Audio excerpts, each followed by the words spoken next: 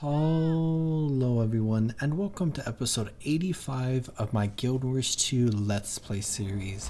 Today, we are returning to the world of dungeons in Guild Wars 2, where I've done 4 dungeons so far in this Let's Play series, and in the last several episodes, we have unlocked 3 more dungeons, where there is a 4th additional dungeon that we will be looking at in the future, but that is through the personal story, where we have all the different dungeon stories that we have been progressing through that go hand in hand with the personal story, but aren't exactly part of it, and is just optional content that we can play through, which I have been doing. And today we have Citadel of Flame.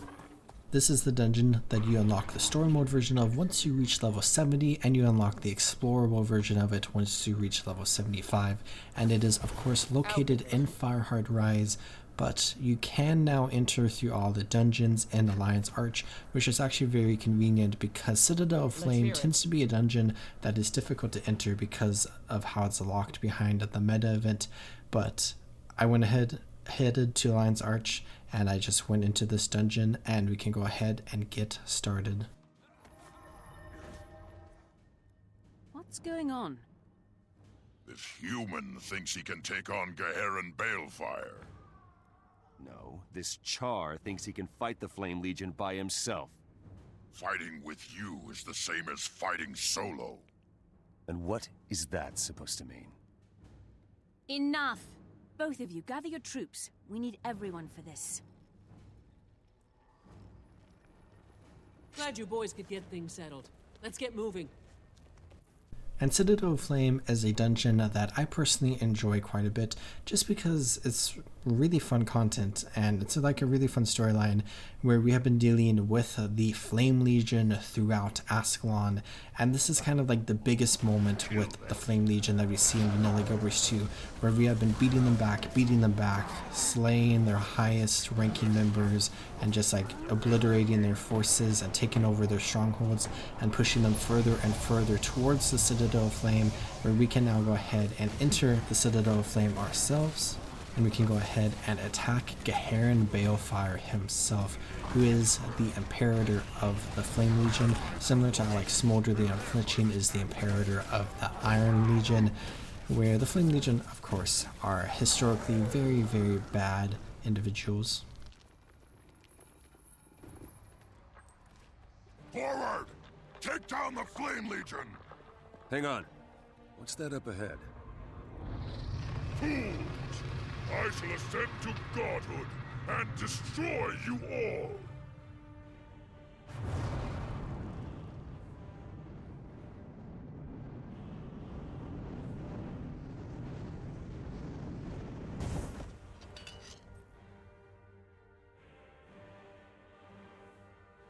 That lunatic wants to turn himself into a god. Get them into safety. I'll go forward. I'll go. You're not needed here. You think you can handle this alone? You're the lunatic here. Stop arguing. We need both of you to breach the inner sanctum. There must be a way in. The Flame Legion controls its gates with mystic braziers. Then they should be nearby. Let's move. Lieutenant Marma, take your people and guard our backs. We're going in. You heard the man. Pull back to the entrance. Going to need heroes to take this thing down. And I do just enjoy this dungeon and the story here, where of course the Flame Legion are the individuals who were in control of the Char during the original Guild Wars and laid siege to Ascalon and did the searing, and they were a big prominent part of the Eye of the North expansion, and we've been dealing with them throughout Guild Wars 2. So it is nice to be able to basically attack and defeat their leader Gaheron Baelfire once and for all. And as we do this, we are of course interacting with Rithoc Brimstone and Logan Thackeray, and we get to see a little bit more of their story and see kind of a bit of their history, and also how they are going to work through their history together.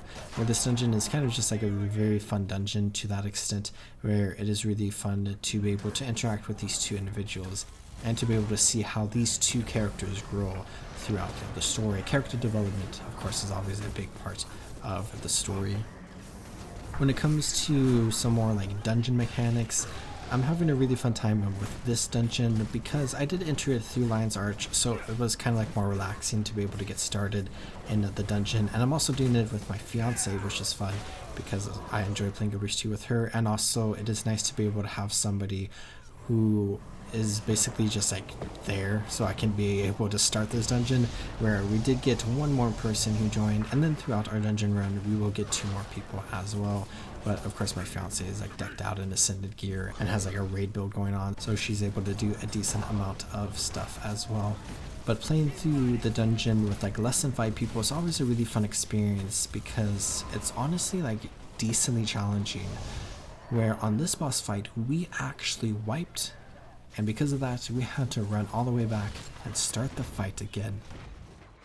Where soloing dungeons and low manning dungeons has been a thing in Guild Wars 2 since the beginning, and it's an activity that a lot of people like to do, where I've had some fond memories in the past during like the Heart of Thorns expansion when that was live content, of like 2 manning like most of the dungeon paths in Guild Wars 2 with a friend at the time, and that was just always fun because it was like actually decently challenging. And there are some dungeon paths that you cannot do with just 2 people just because of how the mechanics work, where you like need multiple people in order to progress, but it's still like, you know, really fun to be able to do what you can with like 2 people, because it is like decently challenging content if you put like some barriers onto yourself and you like purposely like make it a more difficult piece of content to play through. But it's still nice to have like dungeons with like 5 people to be able to have like a more casual experience of it. And I think dungeons nowadays, we see it more in the lens of like casual gameplay, where you don't see too many like speedrunners anymore. Like they still exist. I saw somebody like speedrunning like Ascalon and Catacombs, I think, when I was like trying to form this group. But I feel like largely people playing through dungeons nowadays are kind of like in the situation that my account specifically is, where you see a lot of newer players playing through the dungeons. But upon defeating this boss, we can go ahead and progress through this area proper, where after resurrecting our friend, we can go ahead and kill this brazier.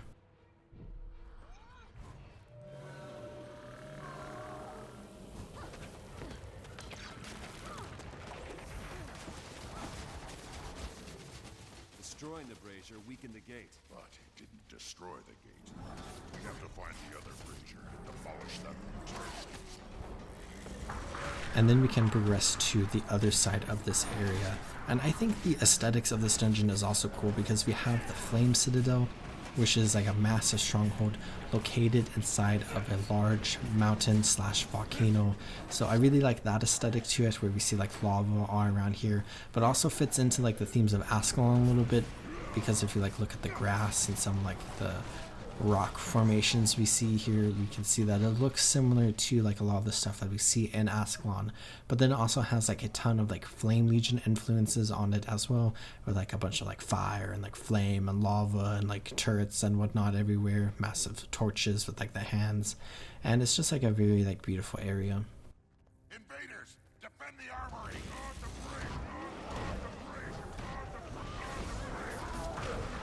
And with like any dungeon in Guild Wars 2, we have this entire complex which serves as the dungeon, and I think that's like really fun to see, because as you go through like one version of the dungeon, like through the story or through one of the 3 explorable worlds, you go through like the dungeon in like one specific route, but then you can do it through the other route where it's like a more unique experience compared to the other one, and you can have like fun going through the dungeon in like a different way, where I think that's nice because it allows them to like just make like one massive area and then kind of like reuse parts of it for like different story beats that's going on in the specific like explorable mode path of the dungeon. But I also think it's kind of fun to like play through the story mode, because there are parts in this dungeon that I remember from like the explorable mode version, of course, because I've done path 1 through this dungeon a lot in my life. It's maybe the most popular dungeon path in all of Guild Wars 2, and where this boss fight is like where the path starts, and then there's a little area later on that's like towards the end of the path, but it's just like the kind of like middle part or 2/3 point of this dungeon specifically.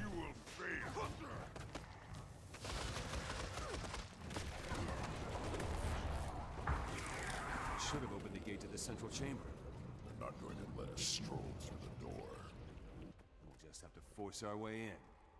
but with the two braziers being defeated, we can progress through the dungeon, where Logan has just been talking about the fireballs coming every now and then. And I'm somebody who actually enjoys like defeating all the trash in dungeons because it feels like you're progressing through it, where a lot of people like to skip trash. And when I'm doing like explorable mode runs, of course I skip trash and I skip like entire encounters and whatnot. But it is nice to just sit back and relax and experience the story like we can do here. Puny mortals, you will never ascend to face me.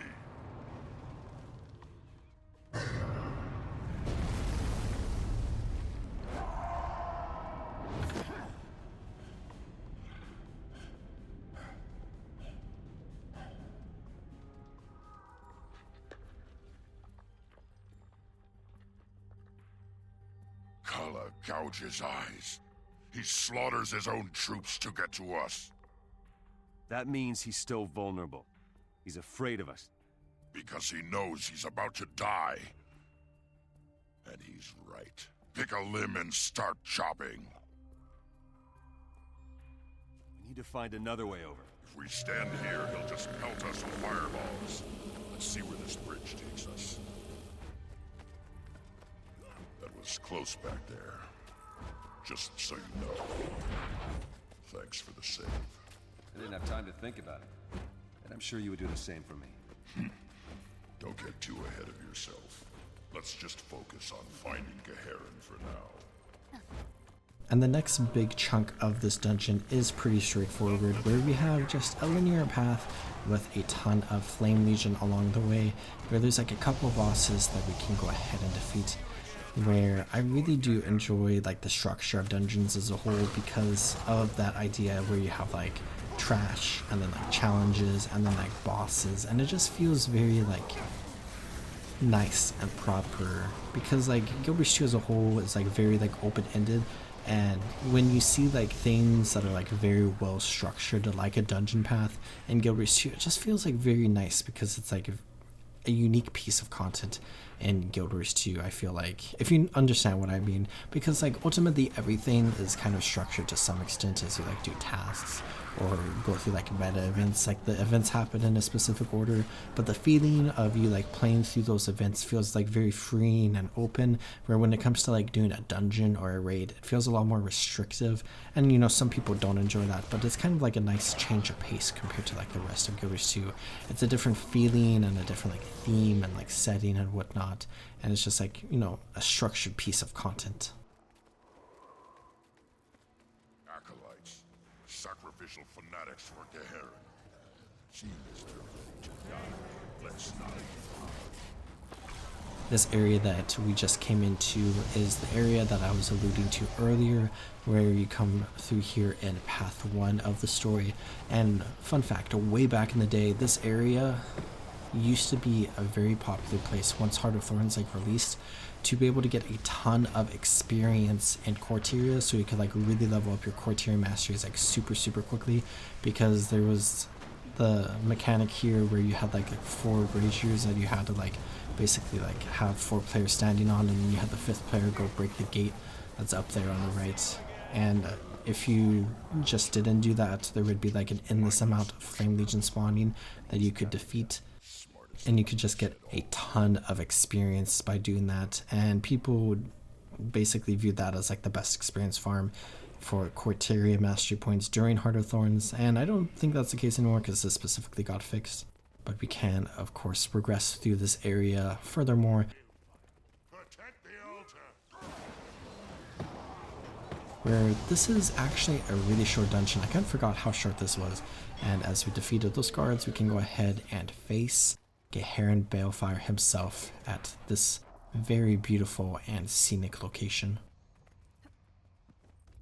The God of Flame commands you to burn!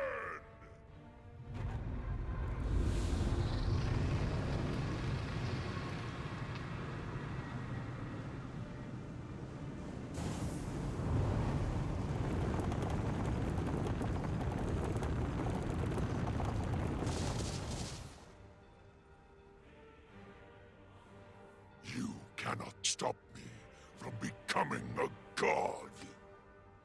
The Char have no gods. I will burn you to ash. And this fight itself is very, very cool, where we see Gaheron Baelfire is trying to transform into a god, which is not a good thing for the rest of Tyria, so we have to deal with him. And we have Logan Thackeray doing what he does best, where he's holding a shield that is going to protect us, where Gaheron Baelfire on the other side of this like arena here is launching these like flaming boulders at us, and when they get to the shield they are going to break, and then we're going to get these like molten cores, or what are they called, molten hearts, that we can go ahead and pick up and then throw at Gaheron Baelfire, and that will be able to deal some damage to him. And as we deal some damage, he will basically like phase to another version of him, where he like kind of like powers down a little bit and is going to start attacking us with his claws as he basically like threatens, and then we can go ahead and deal damage to him like a normal enemy before it phases again, and then we would have to like go get more boulders or whatever. But this fight is very buggy, as you're going to see here, where we don't really get boulders again, and I was like very confused on what was going on, because we were supposed to get boulders, but there's like some sort of bug where we can keep fighting him and he's going to keep taking damage, and he like phases in and out and he's just like not doing anything. And there's like a lot of visual bugs with this fight too, which we also saw at like the beginning with like the cinematic and whatnot, which is very unfortunate to see, because, you know, bugs always suck, but it does kind of make this fight a little bit easier, so we get to complete this dungeon in a little bit of an easier method, and we can defeat Gaheron Baelfire, the imperator of the Flame Legion, where his death like contaminates this area a little bit, and it's like dangerous to sit at, so we want to run back to Logan and Rithok so they can chat.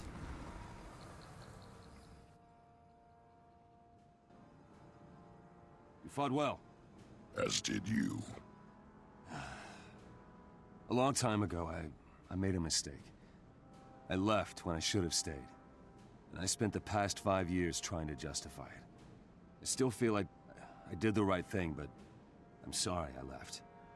For all those years, I was so angry I wouldn't listen. I understand why you did it. I'm also sorry that you did. Are we good then? No. But we're better. A couple of ales might help. You got a deal. And with that, we have completed Citadel of Flame, the story mode version, where I'm not really interested, as I've mentioned a few times, in doing the explorable mode paths of dungeons in Guild Wars 2. I'm just not really interested in highlighting that specifically.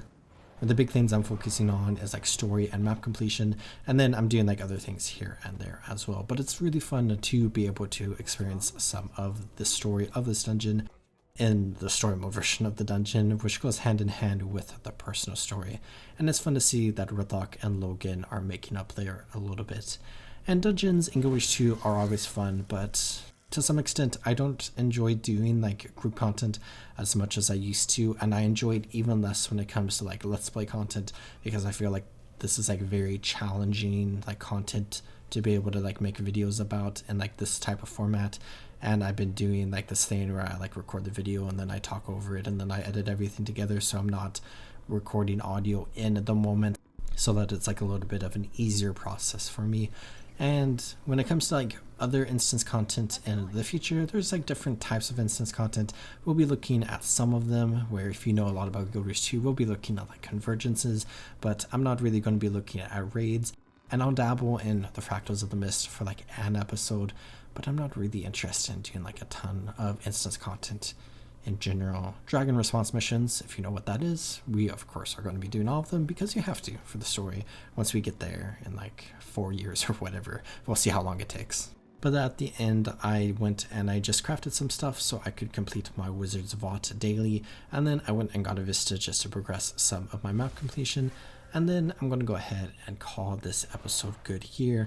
Our next episode will begin exploring some of the Frost Gorge sound, and then I'll come back and explore another dungeon, and then we will repeat. But I hope you all enjoyed watching this episode, where I did enjoy playing through Citadel of Flame again, because it has been a long time since I have done the story, and it's fun to see the story take fold here. Where I hope you all enjoyed, and I hope you all are taking good care of yourselves. Remember, as always, to drink some water, check your posture, and subscribe. And I'll see you next time in the Road of Tyria. Goodbye.